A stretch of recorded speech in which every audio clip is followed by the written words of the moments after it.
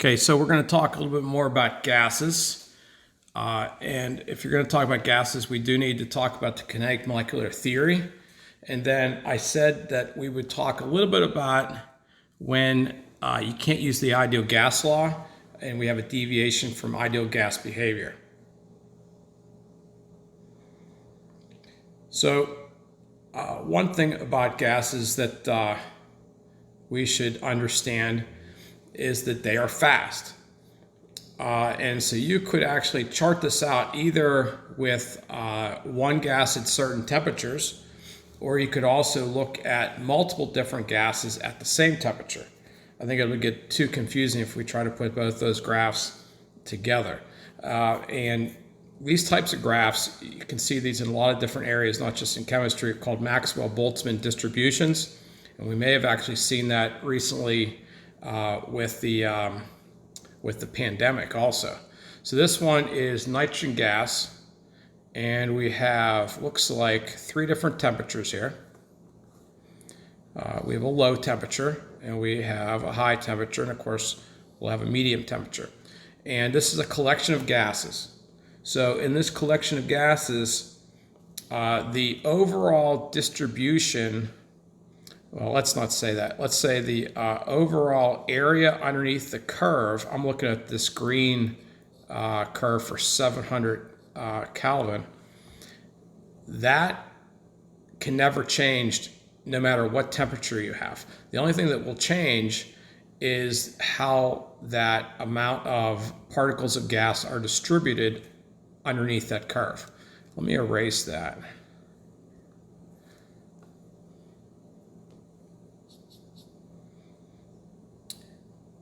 And so what does that mean is that you either have to flatten the curve or you have to kind of push that curve together. And if you push the curve together like at the 100 Kelvin, you're going to get a much higher spike.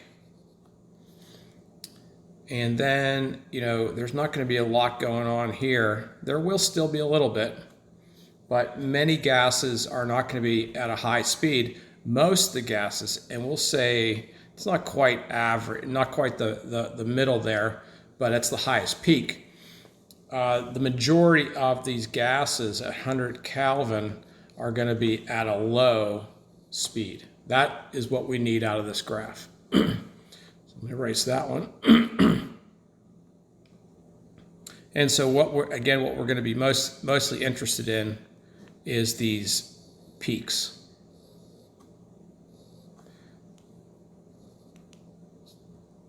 So what does this graph tell us? That nitrogen gas at different temperatures has an average speed difference. At low temperatures, the average speed is lower. At higher temperatures, the average speed is higher. Now, can you have individual gases at different temperatures having the same speed? Yes.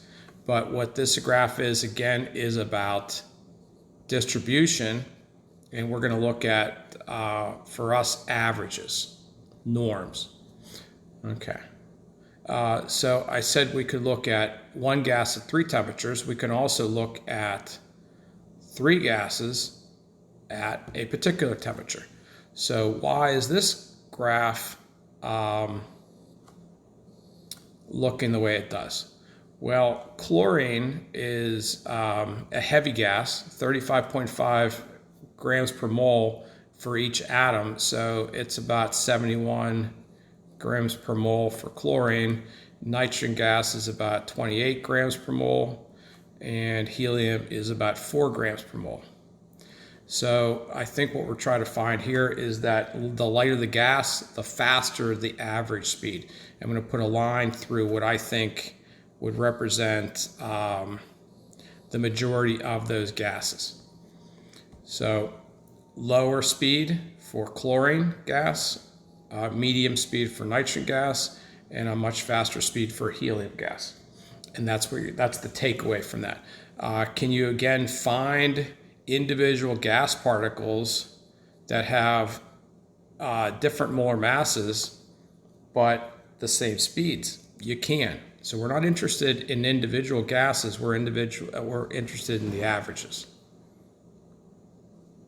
So that's Maxwell-Boltzmann distribution, and when you take statistics, if you haven't done so, you'll do a lot more with that in that class. So we've already actually touched upon the kinetic molecular theory, but we'll kind of put it all in one slide here. So we're going to say that each individual gas particle has, for all intents and purposes, no volume. All the gases are going to be in constant random motion, and when they run into another gas or a wall or whatever, they're going to be perfectly elastic, meaning that they're not going to repel, they're not going to attract, they're just going to bounce off and move in a different direction without gaining or losing any speed. And I think that's also what this next point says. And then I think we've already talked about pressure, but whenever these collisions occur, that's where the pressure comes from. Ke, kinetic energy. I don't think we're going to get an opportunity to, at least in class, to use this equation. It's not much of an equation, but 1/2 mv squared, 1/2 of the mass times the velocity squared. Okay, but if you did, you would just have to plug away at that. Average kinetic energy and average speed are proportional to temperature. I think we showed that on one of the Maxwell-Boltzmann distributions, that the higher the temperature, the higher the average speed. Oh, and speed, average kinetic energy, okay? Here's just it's more of a physics look to gas particles, and these are vectors. If you have slower gases, we're going to represent that with shorter lines, shorter arrows. But if you notice, these arrows are different lengths. Why? Because individual particles will possess different amounts of energy, but the average, I think it's pretty obvious to see that hot gases are going to have, on average, more kinetic energy. These vectors are definitely larger than on the box on the left.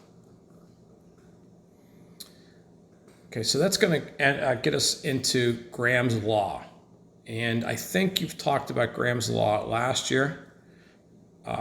So here's Graham's law, and we talk in terms of Graham's law of effusion. You probably learned about diffusion in biology class, but in terms of water, osmosis, but we're going to talk about effusion, and what's the difference? Effusion is the passage of a gas through a small opening. And no matter if diffusion, effusion, whatever, it's going to be from high to low concentration.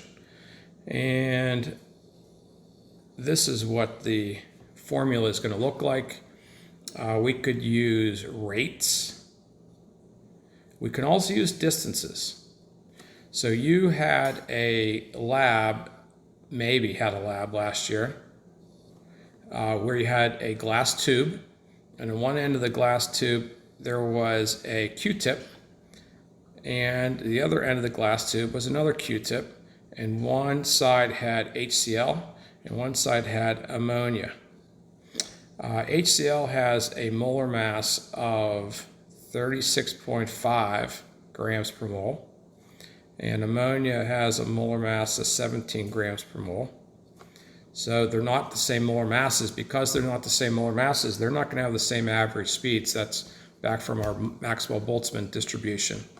So both these they look like they're liquids when they're soaked in these Q-tips, but they're actually not. They're gases dissolved in water, and when they come out of solution, they're gases, and they're going to start to effuse.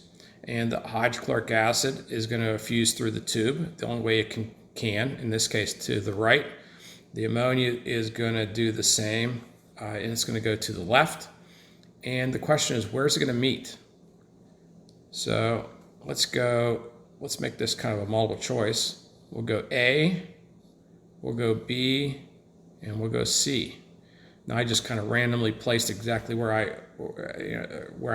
put those lines, but one is B is kind of like in the middle. A is obviously closer to hydrochloric acid. C is closer to ammonia. So where are they going to meet? A lot of people would say they're going to meet in B, somewhere around B, but they're not. They're actually going to meet, these two gases are going to meet closer to A because hydrochloric acid is slower, ammonia is faster. So if they're fusing at the same time, they're going to meet closer to the slower gas. And we could mathematically perform that mathematically do the math, yeah. D is distance, so we could measure how far the hydrochloric acid traveled. We could measure how far the ammonia traveled, and that's our two Ds. And then we'd have to solve for something here. As it is right now, I don't have anything to solve for the way I set this question up. But maybe we didn't know that this was ammonia. So we know this is hydrochloric acid maybe. So we could put hydrochloric acid's molar mass there and solve for this other molar mass. By the way, what is something to the half power? It's the square root. So I just don't have the ability in the when I wrote this out to do a square root symbol. So let's do one of these. By the way, the top one says rate. R is rate. Rate 1 divided by rate 2. And rates, like in your car, are for your car would be miles per hour. So it is a unit, in this case miles, but you can use almost any unit per time. So a rate has to be something per time. Okay, so we have a hydrocarbon, and I like to circle, or in this case we'll highlight. So I have a hydrocarbon, and it effuses through a barrier, the question says, in 1.5 minutes. Is 1.5 minutes a rate? No, it is a time. It's part of a rate. Under the same conditions, it takes an equal volume. So now that's important. So we know the hydrocarbon and the bromine vapor have the same amount of whatever, amount of, in this case, volume, it says. Equal volume of bromine vapor takes 4.73 minutes. Okay, so we have two times, and we're going to use this equal volume idea to make those rates. Calculate the molar mass, and later on, then, if we know the molar mass, we might be able to also figure out the empirical formula. Okay, so let's try to figure out what we want to do with that. I think we're going to have to use Graham's law. Generically, it looks like this. Okay, so we need rates in there, and we need molar masses in there, and we'll solve for one of the molar masses. To do the least amount of algebra, it probably would be nice to solve for MM2. So we'll make that our molar mass of our hydrocarbon. Okay, so what are we going to put in for these rates?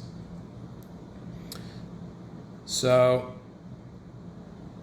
the bromine goes, a certain volume of it goes through the container or barrier in 4.73 minutes.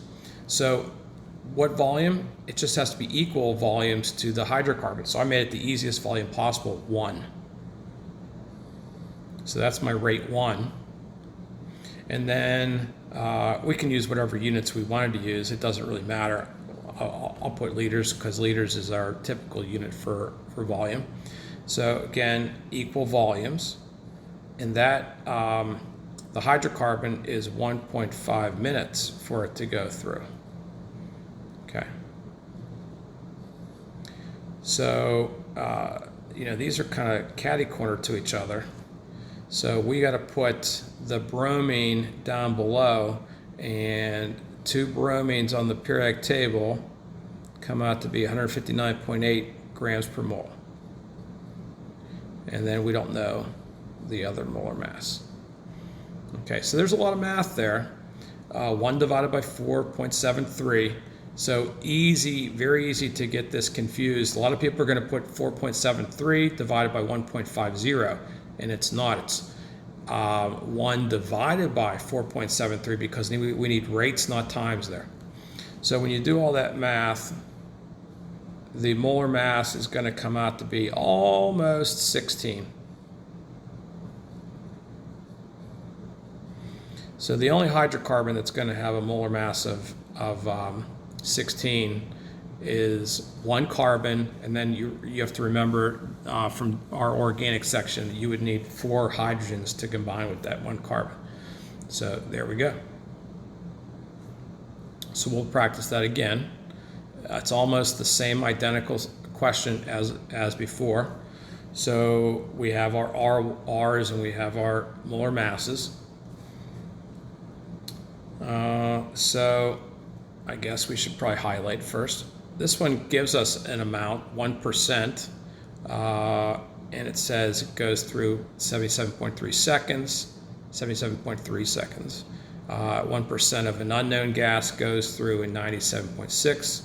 Again, that's an unknown, and the other gas is argon. Okay. So again, I like to try to make it so we're solving for the unknown up top, and then argon weighs 39.95. 1 over 77.3 seconds. 1%. If you wanted to put 1%, we could actually do that. 1% is really 0.01. It doesn't really matter. It's going to go all. If we left it as 1, that would have been fine. That would have been fine. We would have got the same answer. 97.6 seconds, and then do that math. So to do the math, 0.01 divided by 77.3. If you have a graphing calculator, you can use parentheses. If you have a scientific calculator, you might need to do these little parts.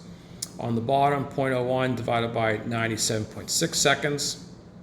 Divide those two terms, those two answers. And then to get that square root off of the right-hand side, you'll have to do the power of 2 on both sides. And then lastly, you'll have to multiply 39.95 to both sides. And when you do that, we get in the ballpark of that. With 3 sig figs, I probably should have went and done that. Okay. I think that's going to be it for the math today. So I already had mentioned in the ideal gas law section that if you have very high pressures and or very low temperatures, gases won't behave as gases. They will not behave as ideal gases, so much so that they can actually condense and become liquids or solids. Here's a graph that kind of represents that. We don't have to go into details about all the explanation of how these vary. There's a lot going on there. You might take a class in college after you've had some calculus maybe called physical chemistry, and you might go in a little more detail about a couple of these items.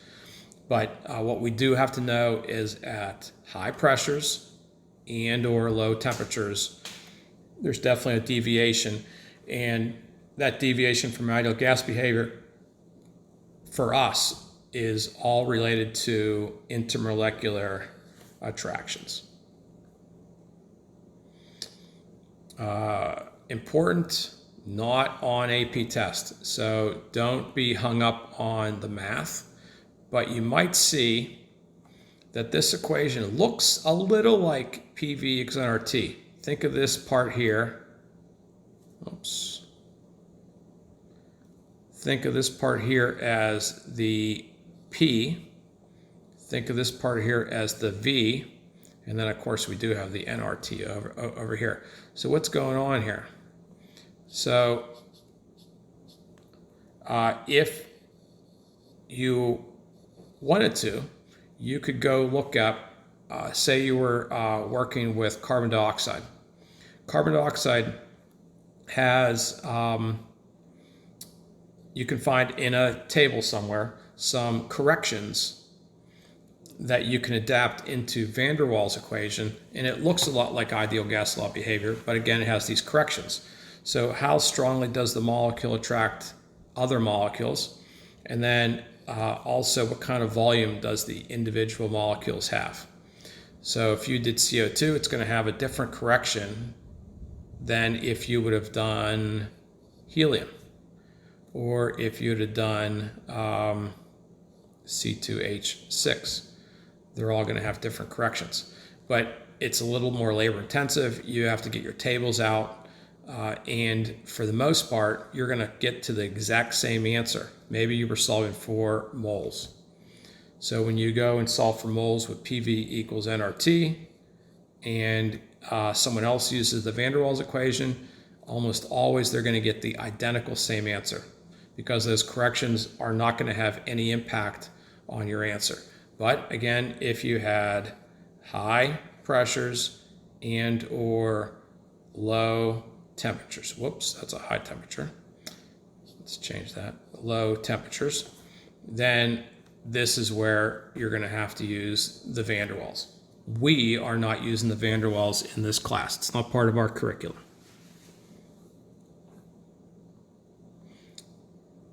And that'll be it.